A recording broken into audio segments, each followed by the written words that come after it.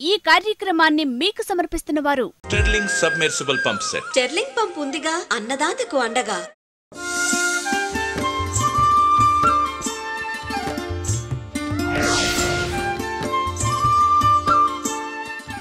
నమస్కారం. Sterling pump సమర్పించు నేలతల్లి కార్యక్రమానికి స్వాగతం. కోటాను కోట్ల జీవరాశులకు జీవనాధారం భూమి. పుడమి తల్లి గర్భం నుంచి పురుడు పోసుకున్న మొక్కల నుండే ఈ జీవులన్నింటికీ ఆహారం అందుతుంది. కృత్రిమ ఎరువులు అవసరం లేకుండానే మొక్కలు భూమి నుంచి ఆహారాన్ని తయారు చేసుకోవడమే కాకుండా సమస్త జీవరాశులకు అందిస్తున్నాయి. ఈ విషయాన్ని నిశితంగా గమనించిన ఒక రైతు మట్టితో పంట పండిస్తున్నాడు. ఈ విధానంపై ప్రపంచవ్యాప్తంగా హక్కులు కూడా తీసుకున్నాడు.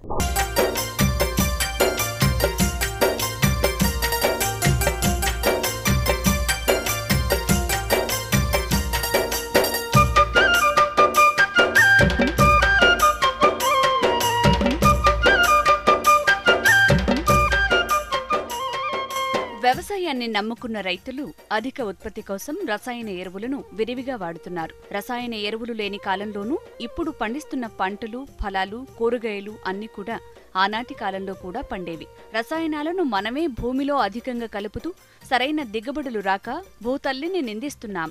భూమి ఏ కలుషితం లేకుండా ఉంటే మనం అనుకున్నంత దిగుబడి ఇస్తుంది. అందుకు ఈ రైతు అనుసరిస్తున్న విధానం చూస్తే అవును అనక తప్పదు. పైగా పంటల సాగు కోసం పైసా కూడా ఖర్చు పెట్టనవసరం ఉండదు.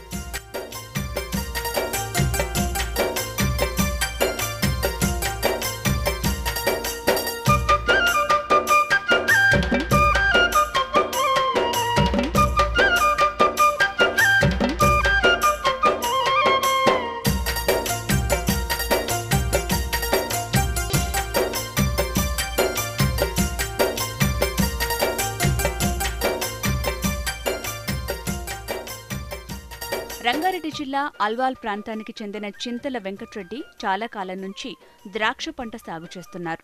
మొదట రసాయనాలను వినియోగించి వ్యవసాయం చేసిన ఆయన రాను రాను తగ్గుతున్న దిగుబడులను చూసి దానికి గల కారణాలను అన్వేషించారు. లోపం ఎక్కడ ఉందో కనిపెట్టారు. అసలు పంటలకు కావలసింది ఏంటి, మనం ఏమందిస్తున్నాం, దానివల్ల పంటల దిగుబడి ఏ విధంగా వస్తుందో తెలుసుకున్నారు. మట్టిలో పండే పంటలకు మట్టి కంటే అధిక బలాన్నిచ్చే ఎరువులు ఇంకేవీ ఉండవని తెలుసుకున్నారు. ఇప్పుడు ఆ మట్టినే తన పొలంలో పంటలకు ఎరువుగా పిచికారీ చేస్తూ మంచి దిగుబడులు పొందుతున్నారు.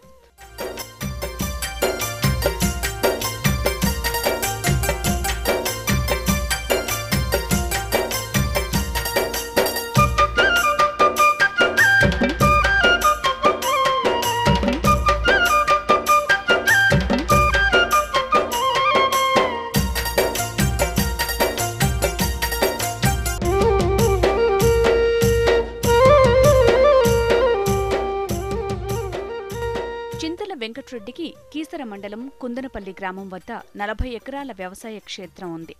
ఇప్పుడు ఆ క్షేత్రమే ప్రపంచం గుర్తించిన ఫలితాలకు ప్రయోగశాల అయింది. ఈ రైతుకు నూతన పద్ధతులు నేర్పిన సాగుతల్లిగా మారింది.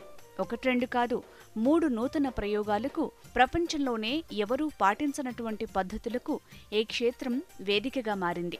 ఈ రైతు చేసిన 3 ప్రయోగాలకు ప్రపంచవ్యాప్తంగా గుర్తింపు లభించటమే కాకుండా వెంకట్రెడ్డికి పూర్తి హక్కులు కూడా లభించాయి.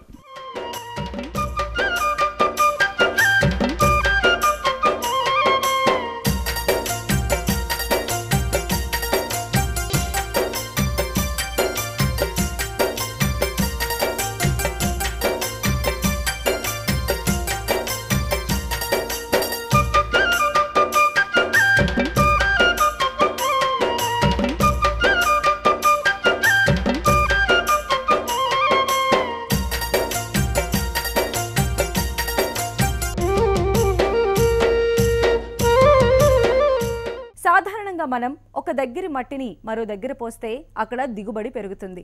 బావిలో పూడిక మట్టిని పంటలకు వేయడం ద్వారా దిగుబడులు పెరుగుతాయి. ఇదే సూత్రాన్ని నమ్ముకున్నాడు వెంకట్రెడ్డి. మట్టిలో ఉండే పోషకాలను పంటలకు అందించడం ద్వారా దిగుబడి పెంచుతున్నారు.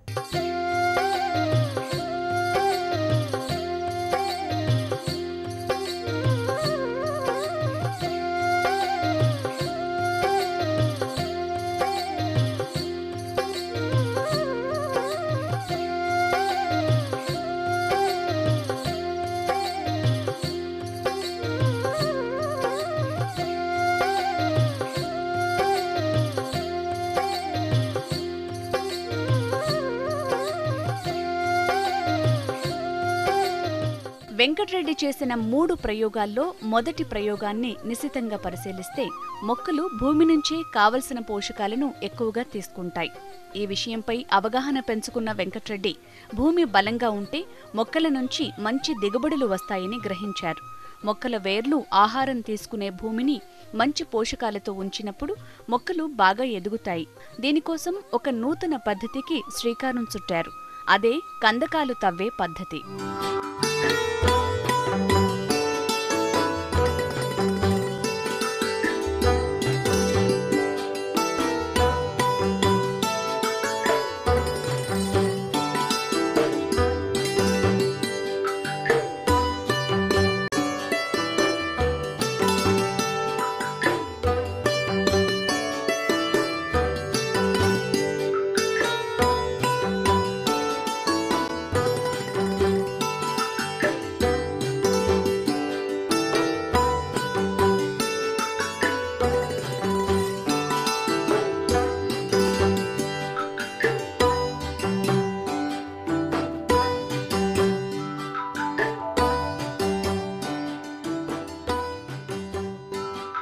సాగు చేస్తున్న భూమిలో 4 అడుగుల లోతులో కందకాలు తవ్వి ఓ పక్కకు పోస్తారు.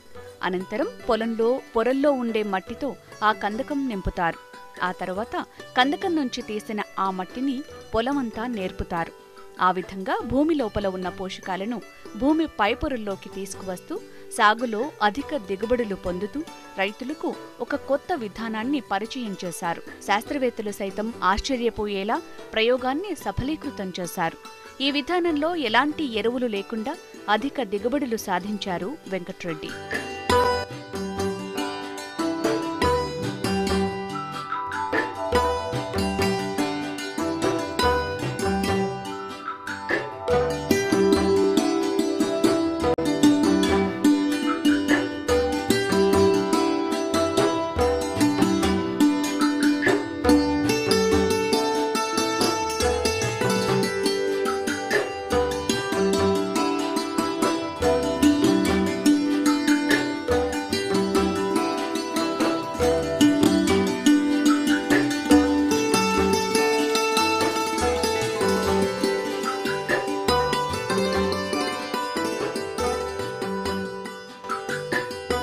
పద్ధతిపై పూర్తి హక్కులు మన దేశానికే ఉండాలనే ఉద్దేశంతో పేటెంట్ తీసుకున్నారు వెంకట్రెడ్డి. ఈ విధానాన్ని కొన్ని సంవత్సరాల పాటు కొనసాగించి ద్రాక్ష సాగులో మంచి దిగుబడులు పొందారు. అనంతరం మరో ప్రయోగానికి శ్రీకారం చుట్టారు.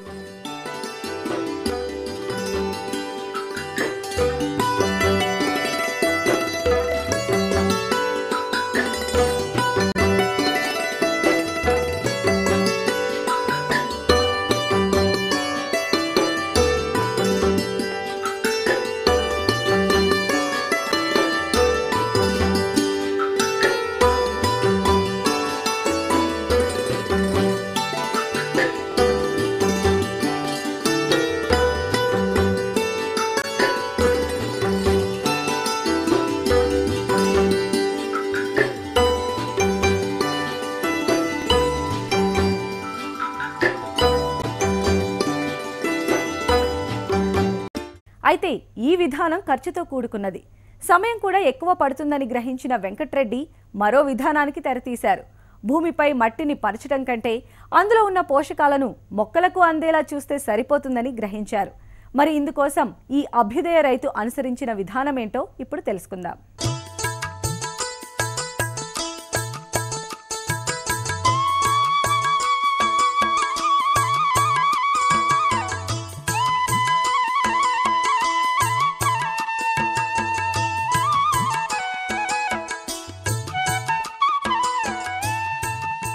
లోపల పొరల నుంచి తీసిన మట్టిని బాగా ఎండబెట్టి నీటి ద్వారా ఆ మట్టిని పంటలకు అందించే పద్ధతి. ఈ పద్ధతిని ఇప్పుడు తాను పండిస్తున్న వరిలో కొనసాగిస్తున్నారు. నాటు పెట్టిన రోజు నుంచి నేటి వరకు కూడా ఈ పొలానికి ఈ మట్టే అన్ని రకాల ఎరువు.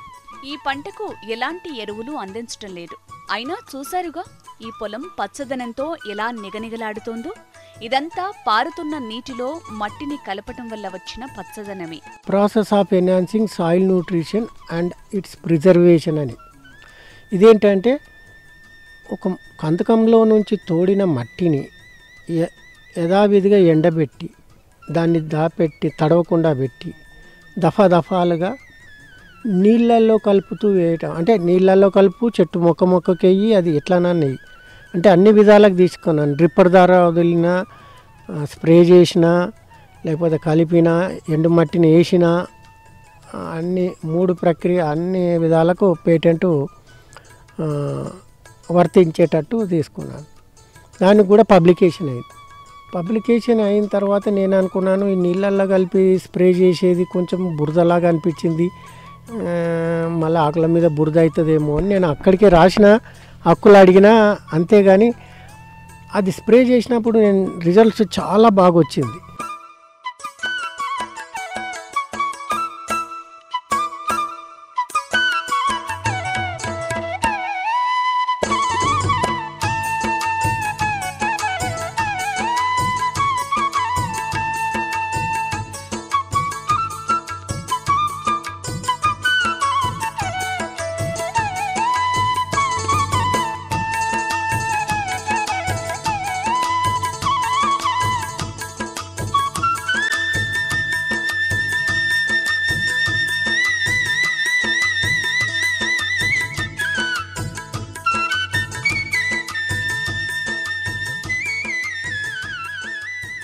ప్రస్తుతం మనం చూస్తున్న పిచికారీ ఏ పురుగుల మందు అనుకుంటే పొరపాటే. చీడపీడల నివారణకు చేస్తున్న పిచికారీ కాదు, అలా అనుకుంటే పొరపాటే. ప్రయోగాల వెంకట్రెడ్డి నూతనంగా పంటల కోసం కనిపెట్టిన 3వ పద్ధతి ఇదే. చిన్న సన్నకారు రైతులు కూడా పాటించేందుకు వీలుగా సులువైన పద్ధతి కనిపెట్టారు వెంకట్రెడ్డి. ఈ రైతు కనిపెట్టిన 3 పద్ధతులు కూడా మట్టినే ఎరువుగా వాడే పద్ధతులు. ఇలా ఈ 3 రకాల పద్ధతులను కనిపెట్టిన ఈ రైతు వీటి వలన కలిగే ప్రయోజనాల గురించి వివరిస్తున్నారు.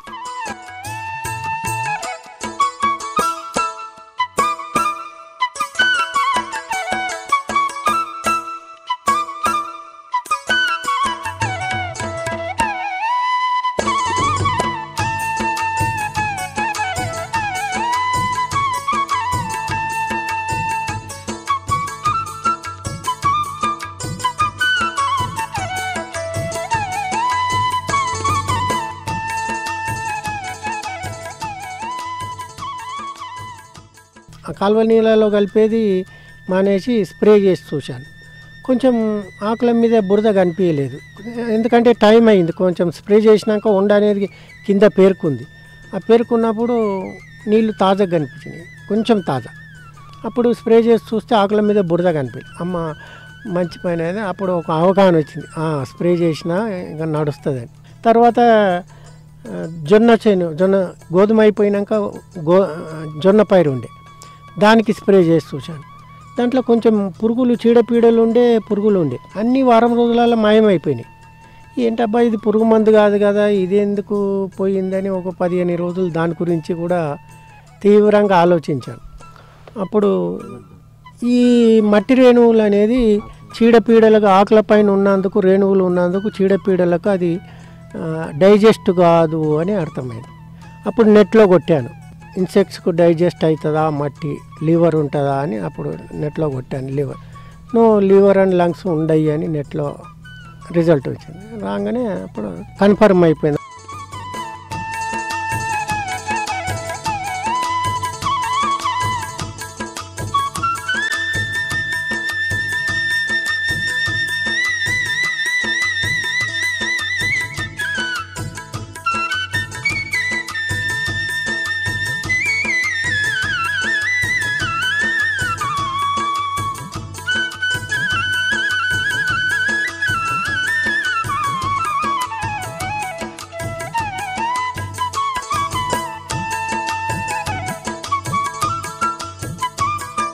ఈ ఎండుమట్టి స్ప్రే చేసిన దాంట్లో ఉపయోగము ఎన్నో విధాలు ఉన్నది. ఒకటి పెస్టిసైడు, ఫంగిసైడ్, మళ్ళీ ఇంకోటి ఇందులో మనము 3 పాళ్ళు పై మట్టి, 1 పాలు లోపల మట్టి అంటున్నాం. అంటే 3 కేజీలు, ఇప్పుడు ఒక బ్యారెల్కు 20 కేజీలు 30 కేజీలు వేద్దాం అనుకో, అంటే 3 పాళ్ళ అంటే 20 కేజీలు వేస్తే 15 కేజీలు ఎండుమట్టి పైది, ఒక 5 కేజీలు లోపల మట్టి. ఎందుకంటే లోపలి మట్టిలో పోషకాలు ఈ మొక్క వాడని పోషకాలు ఉంటాయి, జిగట అనేది ఉంటుంది. ఇప్పుడు లోపలి మట్టిలో జిగట ఉంటుంది కనుక ఆ జిగట అనేది ఆకుకు పట్టుకొని ఉంటుంది. మళ్ళీ పోషకాలు కూడా ఈ పై మట్టిలో లేని పోషకాలు అందులో ఉంటాయి. ఆ ప్రక్రియ అంటే ఆ స్ప్రే చేయటం అనేది వీక్లీ వన్స్, అంటే వారానికి ఒకటి, అంటే నెలకు 4 స్ప్రేలు. పోషకాలు ఎంబడే అందుతున్నాయి. ఎంబడే అంటే మనం ఎయిర్ ద్వారా చాలా టైం పడుతుంది. కొన్ని లోపల మట్టి లోపలికి కూడా భూమి లోపలికి వెళ్తాయి పోషకాలు. కనుక దీంట్లో స్ప్రే చేయటంలో అయితే దీంట్లో ఒక్కటి లాజిక్ ఏమొచ్చిందంటే 35 డిగ్రీల ఎండ ఉన్నప్పుడే ఈ ఎండు మట్టి ఇలా సేంద్రియ నత్రజని కర్బనము, సేంద్రియ కర్బనం ఎక్కువ, అంటే మనం ఈ సాయిల్లో కర్బనం సరిపోతుంది. సేంద్రియ కర్బనమే కానీ అది ప్రిజర్వ్ చేసుకున్న నత్రజని కానీ. అయితే 35 డిగ్రీల కంటే తక్కువ ఎప్పుడైతే మేఘాలు కప్పి టెంపరేచర్ డౌన్ అయిందో అప్పుడు మాత్రం మనం సేంద్రియ కర్బనం ఉన్న సేంద్రియ పదార్థం, ఇప్పుడు సేంద్రియ కర్బనం ఎక్కువ ఉండేది వర్మి కంపోస్ట్లో ఉంది, మన జీవామృతం అంటారు దాంట్లో ఉంటుంది, లేదా ఇంకా వేరే వేరే రకరకాలు ఉన్నాయి. ఇవాళ రేపు చేపలు, బెల్లము అదన్నీ మురగబెట్టి 2 వారాల దాంట్లో సేంద్రియ కర్బనం వస్తుంది, లేదా కోడిగుడ్లు, మళ్ళీ బెల్లము, ఆవు మూత్రం, ఈ 3 కలిపితే సేంద్రియ పదార్థం వస్తుంది.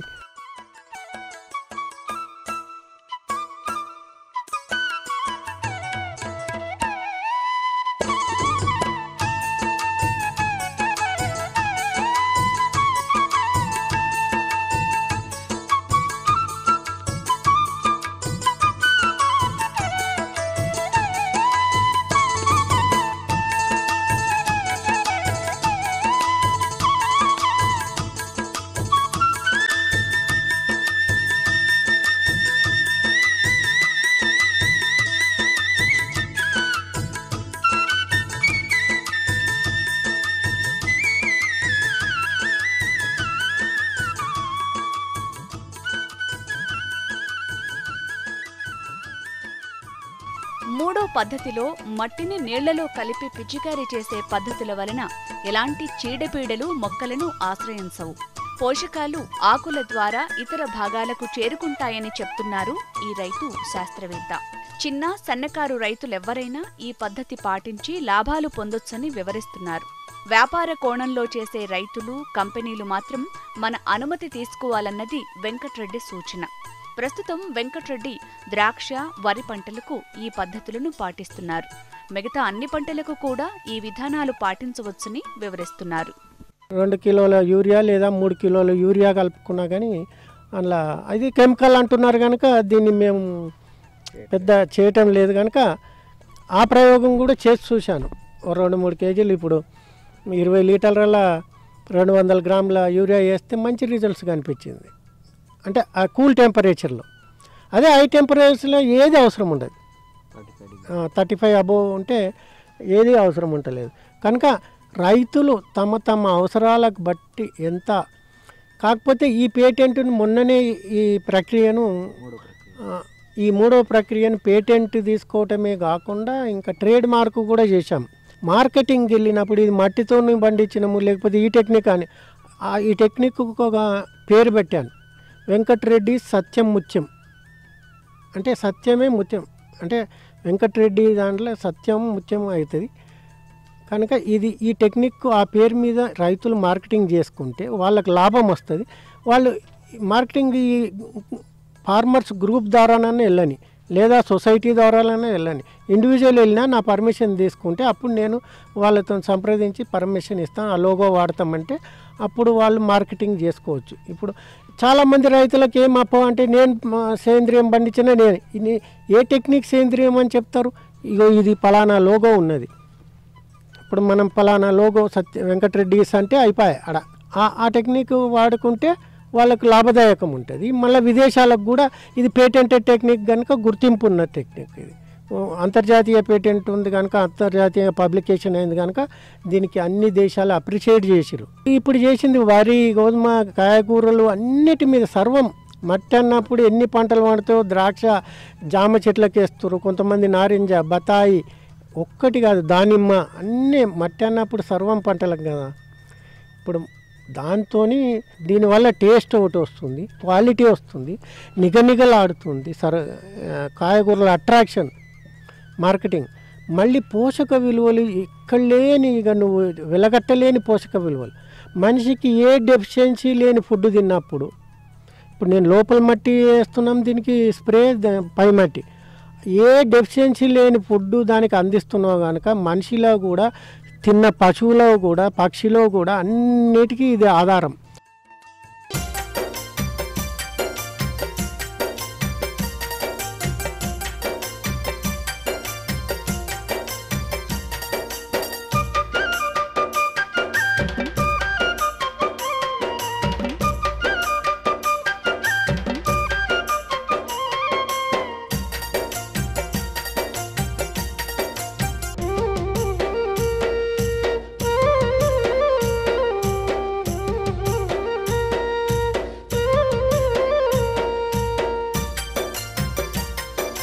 ఫ్యూచర్లో ఇది శాశ్వతమైన పరిష్కారం ఎప్పుడైతుందంటే మనుషులు గుర్తుపెట్టుకున్నన్ని రోజులే.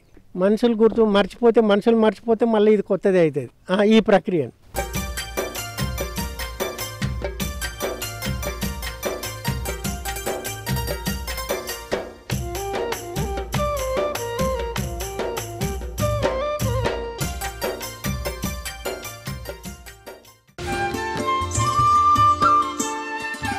ఇది ఇవాల్టి స్టెర్లింగ్ పంప్ సమర్పించు నేలతల్లి కార్యక్రమం. నమస్తే. ఈ కార్యక్రమాన్ని మీకు సమర్పిస్తున్న వారు Sterling Submersible Pump Set. Sterling pump ఉందిగా, అన్నదాతకు అండగా.